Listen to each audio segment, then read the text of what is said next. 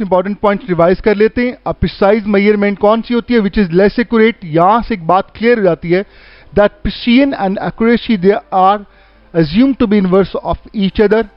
Absolute uncertainty का दूसरा नाम लीस्ट काउंट होता है, यानी किसी भी डिवाइस का जो लीस्ट काउंट होता है उसकी एब्सोल्यूट अनसर्टेनिटी हिलाता है। फ्रैक्शनल अनसर्टेनिटी का फॉर्मूला भी हमारी बुक में है, परसेंटेज अनसर्टेनिटी भी हम लोग अच्छी तरह से जानते हैं। अब एक बहुत इंपॉर्टेंट शॉर्टकट फॉर्मूला जो हम लोगों ने यहां पर आप लोगों के लिए तैयार किया, that is precision is inverse of the least count. जिससे मुराद ये कि जिस डिवाइस का लीस्ट काउंट जितना कम होगा उसकी प्रिसीजन उतनी ज्यादा होगी। और एक्यूरेसी की अगर मैं बात करूं तो फिर वो लीस्ट काउंट के साथ डायरेक्ट हो गया। इसका बहुत इंपॉर्टेंट क्वेश्चन देखते हैं एंटी टेस्ट में बार बार रिपीट होने वाला question, which of the following is most precise. पहली बात प्रिसाइज की, दूसरी which of them is most accurate. तो हम जानते हैं प्रिसीजन उसकी ज्यादा होगी जिसका लीस्ट काउंट स्मॉलर है। तो इट मींस दैट इनमें अगर मैं देखूं metre rod, vernier callipers, screw gauge में स्क्रू गॉज का लीस्ट काउंट सबसे कम है, because that is the 100th part of the millimetre.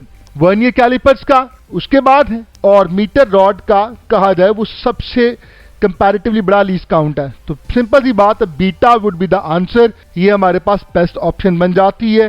Precision is inverse of least count, already आपसे शेयर कर चुका हूं, तो स्क्रू गॉज का ये बन जाएगा। तो this is how we can do the questions related to the absolute uncertainties को देखकर प्रिसीजन और एक्यूरेसी को हम लोग देख सकते हैं। बात करें हम assessment of total uncertainty in the final result. अगर मैं एडिशन या सब्ट्रैक्शन की बात करूं कि दो क्वांटिटीज जो ऐड या सब्ट्रैक्ट हो रही हूं, तो आपने बड़ा इंपॉर्टेंट पॉइंट याद रखना है, एंटी टेस्ट में पूछा जा सकता है एडिशन और सब्ट्रैक्शन में क्या चीज काउंट होती है, एब्सोल्यूट अनसर्टेनिटीज आर एडेड। इसकी एग्जांपल देखते हैं। हमारे पास सपोज करें x equal x2 minus x1 ये है, जबकि x1 हमारे पास है 10.5 प्लस माइनस 0.1। अब ये जो प्लस माइनस 0.1 सेंटीमीटर है, दैट इज लीस्ट काउंट या absolute uncertainty of x1। Similarly यहां पर x2 में 0.1 है, तो आप इन दोनों को ऐड कर देंगे, that would be 0.2 centimetre, that would be your uncertainty in the final assessment. बात कर लेते हैं मल्टीप्लिकेशन या डिवीजन के हवाले से। तो याद रखिएगा मल्टीप्लिकेशन और डिवीजन में हमेशा परसेंटेज अनसर्टेनिटीज को ऐड किया जाता है, यहां पे एब्सोल्यूट अनसर्टेनिटीज को कंसीडर नहीं किया जाता। इसकी एग्जांपल मैं भी आपके सामने कोट करूंगा। परसेंटेज अनसर्टेनिटी काइनेटिक एनर्जी में कितनी है वो पूछ रहा है, जबकि बता रहा है परसेंटेज एरर या अनसर्टेनिटी मास में 2% है और वेलोसिटी में भी 2% है। आप सब जानते हैं काइनेटिक एनर्जी का फॉर्मूला होता है हाफ mv²। अब मास की परसेंटेज अनसर्टेनिटी 2% है, प्लस यहां पे पावर फैक्टर भी आ गया। मैं आपको पावर फैक्टर वाला भी इसी में हरवाता हूं। फॉर पावर फैक्टर याद रखिएगा power multiplied by percentage uncertainty. तो यहीं पर हमने सारा कुछ कर लेंगे, पावर फैक्टर वाला भी इसी एग्जांपल में हमारा कंप्लीट हो जाएगा। तो इस 2 को मैं स्टार्ट में ले आऊंगा, मल्टीप्लाइड बाय स्पीड में 2% था, हमने 2% का 2% में 4% ऐड हुआ, जवाब क्या है 6%। इट मींस हम लोग पावर फैक्टर को भी आसानी से कर सकते हैं। अगर एवरेज की बात की जाए तो सबसे इसके कुछ स्टेप्स हैं हमारे पास। सबसे पहले हमने एवरेज निकालनी है। एवरेज निकालने के बाद आपने हर वैल्यू में से उसको माइनस करना है, मीन आपने पहले डेविएशन निकालनी है, फिर उन तमाम डेविएशंस का आपने मीन निकालना है। तो याद रखिएगा जो मीन डेविएशन होगा वही आपके पास एरर होगा। टाइम फैक्टर यानी टाइम बेस्ड एक्सपेरिमेंट्स में सिंपल फॉर्मूला याद रखिएगा, least count divided by number of oscillations या नंबर ऑफ ऑब्जर्वेशंस। जितनी ज्यादा होंगी एरर उतना कम होता जाएगा। Last but not the least हमारे पास लास्ट टॉपिक हमारा आ गया डायमेंशंस का। डायमेंशंस में जो फेमस है बहुत ज्यादा, वैसे तो हम बहुत सारा राइट डाउन कर सकते हैं, मैस, लेंथ और टाइम से आपका पाला पड़ेगा फर्स्ट ईयर में। मैस के लिए हम m को सिलेक्ट करते हैं, लेंथ के लिए L और टाइम के लिए कैपिटल T। करंट चूंकि बेसिक क्वांटिटी है, इसका यूनिट A ही इसकी डायमेंशन कहलाता। अब यहां पर मैं एक बहुत इंपॉर्टेंट पॉइंट आपको सिखाने जा रहा हूं। सेकेंड ईयर में करंट के साथ आपका बार बार वास्ता पड़ेगा। अब करंट होता Q ओवर T।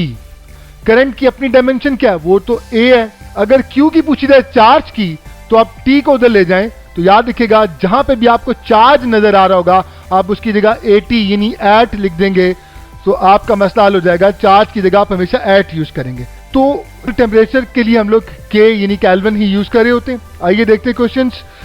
एक बहुत ही फेमस क्वेश्चन एंटीटेस्ट का, which of the following is correct, बताइए इनमें से कौन सा करेक्ट है। टू डिफरेंट फिजिकल क्वांटिटीज, तो मुख्तलिफ फिजिकल क्वांटिटीज हैं, डिफरेंट यूनिट्स हैं, कैन हैव सेम डायमेंशन। अब यहां पे अकीदे की बात कर लेते हैं, कॉन्सेप्ट की बात कर लेते हैं।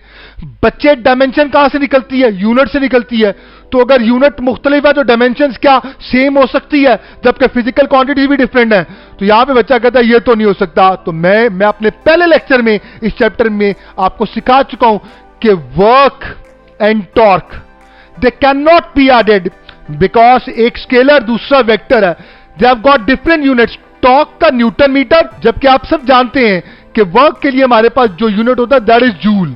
दोनों के यूनिट्स मुख्तलिफ हैं, क्लियर हो गया। टॉर्क का यूनिट न्यूटन मीटर और हमारे पास जो वर्क है, वर्क उसका यूनिट होता है जूल। लेकिन उस जूल को क्या लिखा जा सकता है, सिंप्लीफाइड फॉर्म में न्यूटन मीटर लिखा जा सकता है। अब अगर मैं सिंप्लीफाई करता चला जाऊं तो एट द एंड मेरे पास डायमेंशन दोनों की सेम आ जाएंगी। तो एक बड़ा इंपॉर्टेंट ये पॉइंट है जो आपने याद रखना है कि फिजिक्स में ऐसा मुमकिन है कि क्वांटिटीज मुख्तलिफ हो, उनके यूनिट्स मुख्तलिफ हो, मगर डायमेंशन सेम हो। तो एक बहुत इंपॉर्टेंट पॉइंट है, ये तो पॉसिबल है।